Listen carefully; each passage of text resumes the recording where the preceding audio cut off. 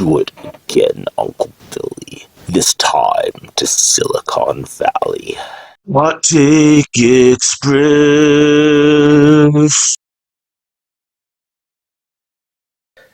This is Hot Take Express with Kent Chamberlain. I'm your host, Kent Chamberlain, and this is episode number 24, Do It Again, Uncle Billy. There have been some silly things said recently about Sherman's March to the Sea, but as I'm going to demonstrate, if you call yourself a Marxist, you can't really oppose the March to the Sea, because I'm going to demonstrate that the biggest proponent to the March to the Sea, before it even happened was Karl Marx himself. So anyway, what is this from? This is from his publications, or two articles, or rather an article split up into two parts called The American Civil War, published in Die Presse in March 27th, 1862, was the first one. Actually, I think that might have been both of them. Yeah. Part one was published on the 26th, and part two the 27th. Okay, anyway, that out of the way, now that I've got the footnote there so anyone can look this up. The American Civil War, Part 1. From whatever standpoint one regards it, the American Civil War presents a spectacle without parallel in the annals of military history. The vast extent of the disputed territory, the far-flung front of the lines of operation, the numerical strength of the hostile armies, the creation of which drew barely any support from a prior organizational basis, the fabulous cost of those armies, the manner of leading them, and the general tactical and strategical principles in accordance with which the war is waged are all new in the eyes of the European onlooker. A secessionist conspiracy, organized, patronized, and supported long before its outbreak by Buchanan's administration, gave the South an advantage by which alone it could hope to achieve its aim. Endangered by its slave population and by a strong unionist element among the whites themselves, with a number of free men two-thirds smaller than the North but readier to attack thanks to the multitude of adventurous idlers that it harbors. That was the golden circle I was talking about last video. For the South, everything depended on a swift, bold, almost foolhardy offensive. If the Southerners succeeded in taking St. Louis, Cincinnati, Washington, Baltimore, and perhaps Philadelphia, they might then count on a panic during which diplomacy and bribery could secure recognition of the independence of all the slave states. If this first onslaught failed, at least at the decisive points, their position must then become daily worse, simultaneously with the development of the strength of the North. This point was rightly understood by the men who in truly Bonapartist spirit had organized the secessionist conspiracy. They opened the campaign in a corresponding manner. Their bands of adventurers overran Missouri and Tennessee, while their more regular troops invaded East Virginia and prepared a coup de main against Washington. With the miscarriage of this coup, the Southern campaign was, from the military standpoint, lost. The North came to the theater of war reluctantly, sleepily, as was to be expected with its higher industrial and commercial development. The social machinery was here far more complicated than the South, and it required far more time to give its motion this unwanted direction. The enlistment of the volunteers for 3 months was a great but perhaps unavoidable mistake. It was the policy of the North to remain on the defensive in the beginning at all decisive points, to organize its forces, to train them through operations on a small scale and without the risk of decisive battles, and as soon as the organization was sufficiently strengthened and the traitorous element simultaneously more or less removed from the army, to pass finally to an energetic, unflagging offensive, and above all to reconquer Tennessee, Kentucky, Virginia, and North Carolina. The transformation of the civilians into soldiers was bound to take more time in the North than in the South. When effected, one could count on the individual superiority of northern man. By and large, and allowing for mistakes which sprang from more political than from military sources, the North acted in accordance with those principles. The guerrilla warfare in Missouri and West Virginia, while it protected the Unionist populations, accustomed the troops to field service and to fire without exposing them to decisive defeats. The great disgrace of Bull Run was to some extent the result of the early error of enlisting volunteers for 3 months. It was senseless to allow a strong position, on difficult terrain and in possession of a foe little inferior numbers, to be attacked by raw recruits in the front ranks.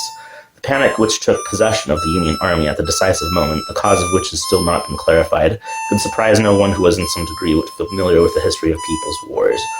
Such things happened to the French troops very often from 1792 to 1795. They did not, however, prevent those same troops from winning the battles of Jemappes and Fleurus, Montenot, Castiglione, and Rivoli. The jests of the European press over the Bull Run panic had only one excuse for their silliness. the previous bragging of a section of the North American press. The 6 months respite that followed the defeat of Manassas was utilized by the North better than by the South. Not only were the northern ranks recruited in greater measure than the southern, their officers received better instructions. The discipline and training of the troops did not encounter the same obstacles as in the South. Traitors and incompetent interlopers were more and more removed, and the period of the Bull Run panic already belongs to the past. The armies on both sides are naturally not to be measured by the standard of great European armies or even of the former regular army of the United States. Napoleon could in fact drill battalions of raw recruits in a depot during the first month, have them on the march during the second, and during the third lead them against the foe. But then every battalion received a sufficient stiffening of officers and non-commissioned officers. Every company some old soldiers. On the day of the battle, the new troops were brigaded together with veterans, and so to speak framed by the latter. All these conditions were lacking in America. Without the considerable mass of military experience that immigrated to America in consequence of the European revolutionary commotions of 1848 and 1849, the organization of the Union Army would have required a much longer time still. The very small number of the killed and wounded in proportion to the sum total of the troops engaged, customarily 1 in 20, proves that most of the engagements, even the latest in Kentucky and Tennessee, were fought mainly with firearms at fairly long range, that the incidental bayonet charges either soon halted before the enemy's fire or put the foe to flight before it came to a hand-to-hand encounter. Meanwhile, the new campaign has been opened under more favorable auspices with the advance of Buell and Halleck through Kentucky to Tennessee. After the reconquest of Missouri and West Virginia, the Union opened the campaign with the advance into Kentucky. Here the secessionists held 3 strong positions, fortified camps: Columbus on the Mississippi to their left, Bowling Green in the center, Mill Spring on the Cumberland River to the right. Their line stretched 300 miles from west to east. The extension of this line denied the 3 corps the possibility of affording each other mutual support and offered the Union troops the chance of attacking each individually with superior forces. The great mistake in the disposition of the secessionists sprang from the attempt to hold all they had occupied. A single fortified strong central camp, chosen as the battlefield for decisive engagement and held by the main body of the army, would have defended Kentucky far more effectively. It must either have attracted the main force of the Unionists or put the latter in a dangerous position should they attempt to march on without regard to so strong a concentration of troops. Under the given circumstances, the Unionists resolved to attack those 3 camps one after another, to maneuver their enemy out of them and force him to accept battle in open country. This plan, which conformed to all the rules of the art of war, was carried out with energy and dispatch. Towards the middle of January, a corps of about 15,000 Unionists marched on Mill Spring, which was held by 20,000 secessionists. The Unionists maneuvered in a manner that led the enemy to believe he had to deal only with the reconnoitering corps. General Zollicoffer fell forthwith into the trap, sallied from his fortified camp, and attacked the Unionists. He soon convinced himself that a superior force confronted him. He fell, and his troops suffered a complete defeat like the Unionists of Bull Run. This time, however, the victory was exploited in quite other fashion. The stricken army was hard-pressed until it arrived broken, demoralized, without field artillery or baggage, in its encampment at Mill Spring. This camp was pitched on the northern bank of the Cumberland River, so that in the event of another defeat, the troops had no retreat open to them, save across the river by way of a few steamers and riverboats. We find in general that almost all the secessionist camps were pitched on the enemy side of the stream. To take up such a position is not only according to rule, but also very practical if there is a bridge in the rear. In such case, the encampment serves as the bridgehead and gives its soldiers the chance of throwing their fighting forces at pleasure on both banks of the stream, and so maintaining complete command of those banks. Without a bridge on the rear, on the contrary, a camp on the enemy side of the stream cuts off the retreat after an unlucky engagement and compels the troops to capitulate or exposes them to massacre and drowning, a fate that befell the Unionists at Ball's Bluff on the enemy side of the Potomac, whither the treachery of General Stone had sent them. When the beaten secessionists had pitched their camp at Mill Spring, they had at once understood that an attack by the enemy on their fortifications must be repulsed, or in a very short time capitulation must follow. After the experience of the morning, they had lost confidence in their powers of resistance. Accordingly, when next day the Unionists advanced to attack the camp, they found that the foe had been taken advantage of in the whole night to put across the stream, leaving the camp, the baggage, the artillery, and stores behind him. In this way, the extreme right of the secessionist line was pushed back to Tennessee, and East Kentucky, where the mass of the population is hostile to the slaveholders' party, was reconquered for the Union. At the same time, towards the middle of January, the preparations for dislodging the secessionists from Columbus and Bowling Green commenced. A strong flotilla of mortar vessels and ironclad gunboats was held in readiness, and the news was spread in all directions that it was to serve as a convoy to a large army marching along the Mississippi from Cairo to Memphis and New Orleans. All the demonstrations on the Mississippi, however, were merely mock maneuvers. At the decisive moment, the gunboats were brought to the Ohio and thence to the Tennessee, up which they traveled as far as Fort Henry. This place, together with Fort Donelson on the Cumberland River, formed the second line of defense of the secessionists in Tennessee. The position was all chosen for in case of a retreat behind the Cumberland, the latter stream would have covered its front, Tennessee its left flank, while the narrow strip of land between the two streams was sufficiently covered by the two forts above mentioned. The swift action of the Unionists, however, broke through the line itself before the left wing and the center of the first line were attacked. In the first week of February, the gunboats of the Unionists appeared before Fort Henry, which surrendered after a short bombardment. The garrison escaped to Fort Donelson, since the land forces of the expedition were not strong enough to encircle the place. The gunboats now traveled down the Tennessee again, upstream to the Ohio, and thence up the Cumberland as far as Fort Donelson. A single gunboat sailed boldly up the Tennessee through the very heart of the state of Tennessee, skirting the state of Mississippi and pushing on as far as Florence and northern Alabama, where a series of swamps and banks, known by the name of the Muscle Shoals, forbade further navigation. This fact that a single gunboat made this long voyage of at least 150 miles and then returned without experiencing any kind of attack proves that Union sentiment prevails along the river and will be very useful to Union troops should they push forward so far. The boat expedition of the Cumberland now combined its movements with those of the land forces under Generals Halleck and Grant. The secessionists at Bowling Green were deceived over the movements of the Unionists. They accordingly remained quietly in the camp while a week after the fall of Fort Henry, Fort Donelson was surrounded on the land side by 40,000 Unionists and threatened on the river side by a strong flotilla of gunboats. Like the camps at Mill Spring and Fort Henry, Fort Donelson had the river lying in the rear without a bridge for retreat. It was the strongest place the Unionists had attacked up to the present. The works were carried out with the greatest care. Moreover, the place was capacious enough to account on the day 20,000 men who occupied it.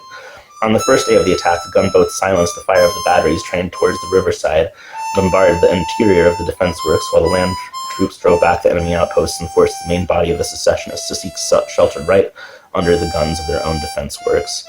On the second day, the gunboats, which had suffered severely the day before, appeared to have accomplished but little. The land troops, on the contrary, had to fight a long and in places hot encounter with the columns of the garrison, which sought to break through the right wing of the enemy in order to secure their line of retreat to Nashville. However, an energetic attack of the Unionist right wing on the left wing of the secessionists, and considerable reinforcements that the left wing of the Unionists received, decided the victory in favor of the assailants. Diverse outworks had been stormed. The garrison, forced into its inner lines of defense without the chance of retreat and manifestly not in a position to withstand an assault next morning, surrendered unconditionally on the following day. For those who don't speak fluent military science, let me just explain that last part. Basically, Marx is saying the predecessors to the March to the Sea, which was the campaign in Kentucky and Tennessee, which carried out by Grant, that was really good, and it was successful at laying the groundwork for what needs to come. Anyway, so let's press on with part 2. Conclusion of yesterday's feuilleton. With Fort Donelson, the enemy's artillery, baggage, and military stores fell into the hands of the Unionists. 13,000 secessionists surrendered on the day of its capture, 1,000 more the next day. As soon as the outposts of the victors appeared before Clarksville, a town that lies farther up the Cumberland River, it opened its gates. Here, too, considerable supplies for the secessionists had been stored. The capture of Fort Donelson presents only one riddle: the flight of General Floyd with 5,000 men on the second day of the bombardment. These fugitives were too numerous to be smuggled away in steamboats during the night. With some measures of precaution on the parts of the assailants, they could not have got away. Some days after the surrender of Fort Donelson, Nashville was occupied by the Federals. The distance between the two places amounts to about 100 English miles, and a march of 15 miles a day on very wretched roads and during the most unfavorable season of the year redounds to the honor of the Unionist troops.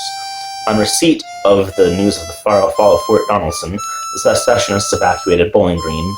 A week later, they abandoned Columbus and withdrew to a Mississippi island 45 miles south. Thus, Kentucky was completely reconquered for the Union. Tennessee, however, can be held by the secessionists only if they invite and win a big battle. They are said, in fact, to have concentrated 65,000 men for this purpose. Meanwhile, nothing prevents the Unionists from bringing a superior force against them. The leadership of the Kentucky campaign from Somerset to Nashville deserves the highest praise. That would be Grant and Halleck. The reconquest of so extensive a territory, the advance from the Ohio to Cumberland during a single month, evidenced an energy, resolution, and speed such as have seldom been attained by regular armies in Europe. One may compare, for example, the slow advance of the Allies from Magenta to Solferino in 1859, without pursuit of the retreating foe, without endeavor to cut off his stragglers, and in any way to envelop and encircle whole bodies of his troops. Halleck and Grant, in particular, furnish good examples of resolute military leadership. Without the least regard either for Columbus or Bowling Green, they concentrate their forces on the decisive points. Fort Henry and Fort Donelson launch a swift and energetic attack on these and precisely thereby render Columbus and Bowling Green untenable. Then they marched at once to Clarksville and Nashville, without allowing the retreating secessionists time to take up new positions in North Tennessee. During this rapid pursuit, the core of secessionist troops in Columbus remains completely cut off from the center and right wing of its army. English papers have criticized this operation unjustly. Not just English papers, I might add. Even if the attack on Fort Donelson failed, the secessionists kept busy by General Buell at Bowling Green could not dispatch sufficient men to enable the garrison to follow the repulsed Unionists and the open country or to endanger their retreat. Columbus, on the other hand, lay so far off that it could not interfere with Grant's movements at all. In fact, after the Unionists had cleared Missouri of the secessionists, Columbus was for the latter an entirely useless post. The troops that formed its garrison had greatly to hasten their retreat to Memphis or even to Arkansas in order to escape the danger of ingloriously laying down their arms. In consequence of the clearing of Missouri and the reconquest of Kentucky, the theater of war has so far narrowed that the different armies can cooperate to a certain extent along the whole line of operations and work for the achievement of definite results. In other words, the war now takes on for the first time a strategic character, and the geographical configuration of the country acquires a new interest. It is now the task of the Northern generals to find the Achilles heel of the Cotton States. Up to the capture of Nashville, no concerted strategy between the Army of Kentucky and the Army on the Potomac was possible. They were too far apart from one another. They stood in the same front line, but their lines of operation were entirely different. Only with the victorious advance into Tennessee did the movements of the Army of Kentucky become important for the entire theater of war. The American papers, influenced by McClellan, are going great guns with the Anaconda envelopment theory. According to this, an immense line of armies is to wind round the rebellion, gradually constrict its coils, and finally strangle the enemy. This is sheer childishness. It is a rehash of the so-called cordon system devised in Austria about 1770, which was employed against the French from 1792 to 1797 with such great obstinacy and with such constant failure. At Genappe-Fleurus, and more especially at Mountainot, Melissimo, Dejo, Castiglione, and Rivoli, the knockout blow was dealt to this system. The French cut the Anaconda in two by attacking at a point where they had concentrated superior forces. Then the coils of the Anaconda were cut to pure pieces seriatim. In a well-populated, more or less centralized state, there is always a center, with the occupation of which by the foe the national resistance would be broken. Paris is a shining example. The slave states, however, possess no such center. They are thinly populated, with a few large towns and all those on the seacoast. The question therefore arises, does a military center of gravity nevertheless exist, with the capture of which the backbone of their resistance breaks, or are they, as Russia still was in 1812, not to be conquered without occupying every village and every plot of land, and a word, the entire periphery? Cast a glance at the geographical formation of Secessia, with its long stretch of coast on the Atlantic Ocean and its long stretch of coast on the Gulf of Mexico. So long as the Confederates held Kentucky and Tennessee, the whole formed a great compact mass. The loss of both of these states drives an immense wedge into their territory, separating the states on the North Atlantic Ocean from the states on the Gulf of Mexico. The direct route from Virginia and the two Carolinas to Texas, Louisiana, Mississippi, and even in part to Alabama leads through Tennessee, which is now occupied by the Unionists. The sole route that, after the complete conquest of Tennessee by the Union, connects the two sections of the slave states goes through Georgia. This proves that Georgia is the key to secession. With the loss of Georgia, the Confederacy would be cut into two sections, which would have lost all connection with one another. A reconquest of Georgia by the secessionists, however, would be almost unthinkable, for the Unionist fighting forces would be concentrated in a center position, while their adversaries, divided into two camps, would have scarcely sufficient forces to summon to a united attack. Would the conquest of all Georgia with the seacoast of Florida be requisite for such an operation? By no means. In a land where communication, particularly between distant points, depends more on railways than on highways, the seizure of the railways is sufficient. The southernmost railway line between the states on the Gulf of Mexico and the Atlantic coast goes through Macon and Gordon near Milledgeville. The occupation of these 2 points would accordingly cut secession in two and enable the Unionists to be one part after another. At the same time, one gathers from the above that no Southern republic is capable of living without the possession of Tennessee. Without Tennessee, Georgia's vital spot lies only 8 or 10 days' march from the frontier. The North would constantly have its hand at the throat of the South, and on the slightest pressure, the South would have to yield or fight for its life anew under circumstances in which a single defeat would cut off every prospect of success. From the foregoing consideration, it follows, the Potomac is not the most important position of the war theater. The taking of Richmond and the advance of the Potomac Army further south, difficult on account of the many streams that cut across the line of march, could produce a tremendous moral effect, but from a purely military standpoint, they would decide nothing. The decision of the campaign belongs to the Kentucky Army, now in Tennessee. On the one hand, this army is nearest the decisive points. On the other hand, it occupies a territory without which secession is incapable of living. This army would accordingly have to be strengthened at the expense of all the rest and the sacrifice of all minor operations. Its next point of attack would be Chattanooga and Dalton on the upper Tennessee, most important railway centers of the entire South. After their occupation, the connection between the eastern and western states of secession would be limited to the connecting lines in Georgia. The further question would then arise of cutting off another railway line with Atlanta and Georgia, and finally of destroying the last connection between the two sections by the capture of Macon and Gordon. On the contrary, should the Anaconda plan be followed, and despite all successes in particular cases and even on Potomac, the war may be prolonged indefinitely, while the financial difficulties together with diplomatic complications acquire fresh scope. Whew. Okay, so let's sum up what he said there. He was basically laying out the logic behind the March to the Sea. While Sherman was with Grant's armies during parts of the Kentucky and Tennessee campaigns, he wasn't put front and center yet. It wasn't until the March to the Sea that Sherman really became as popular and as famous as he was. That's why he wasn't mentioned in these articles, but his superior officer the whole time of the March to the Sea was Grant, and he basically did what Marx said, except he, instead of stopping at Milledgeville, he did go all the way to Savannah, destroying 60 miles worth of railroads and infrastructure all along the way, burning down mansions in Atlanta. It strikes me as odd that anyone who calls themselves a Marxist would be like, oh God, burning slave owners' mansions? That's terrible. I mean, it's just like obnoxious. You've got Marx himself in his most prosaic and least ideological works saying, no, this is what they should do. And then they went on and did that, and it saved the Union, and it ended slavery. And anyone who not just calls themselves a Marxist or a communist, anyone who thinks of themselves on like the good side of history should be like, yeah, go march the sea. But there's some people that are just like more sympathetic to race nats, more sympathetic to secession, more sympathetic to stuff like that only exercises middle class academics really and the imperial bourgeoisie to really get behind that obvious message of humanity. Actually, this is worth mentioning too. The main middle class academic movement in every day and age on the left differs.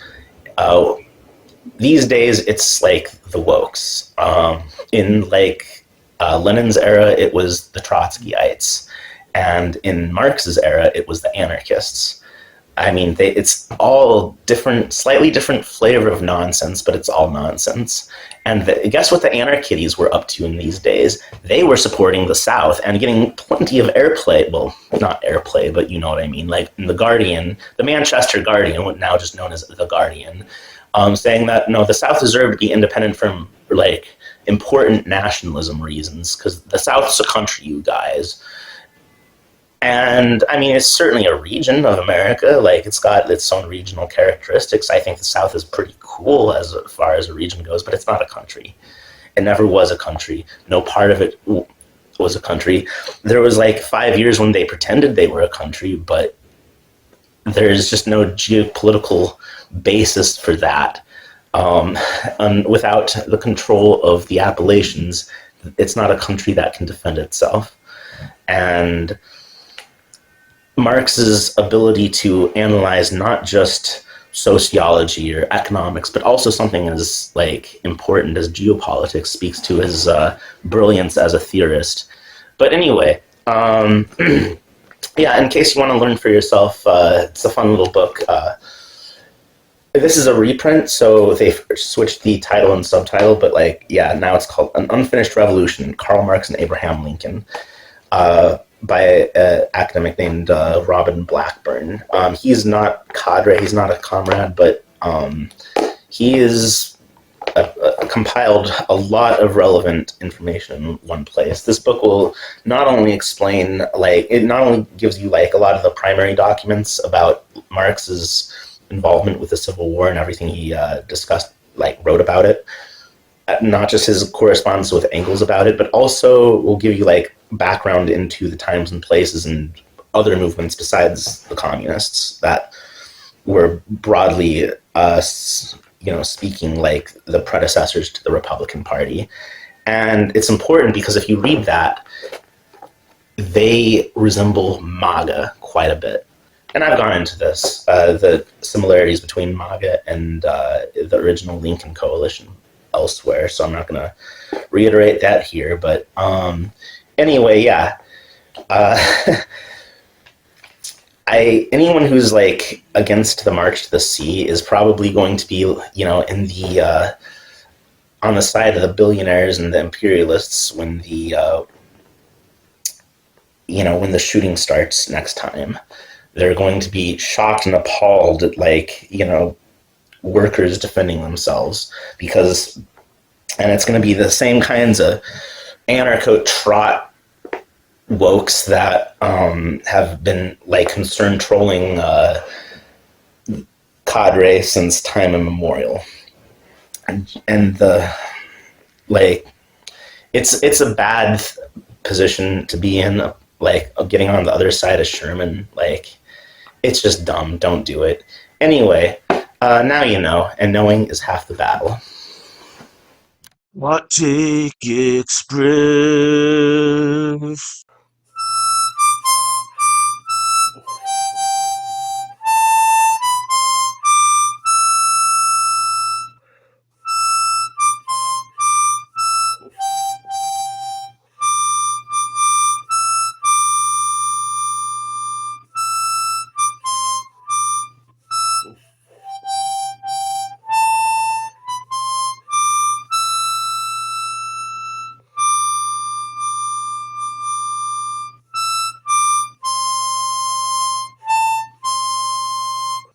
Next time on Hot Take Express. I don't know. I'm profoundly disturbed. We know now that he will have almost unfettered power. I worry about my children's future, especially my daughter, who now has less rights than I have. Again, I'm profoundly disturbed that the 14th Amendment of the Constitution did not prevent someone who participated in an insurrection from becoming president of the United States. I think that going forward, the convicted felon box on employment applications better be taken off. And I think our healthcare system is now at risk. I think no fluoride for anyone. Yeah.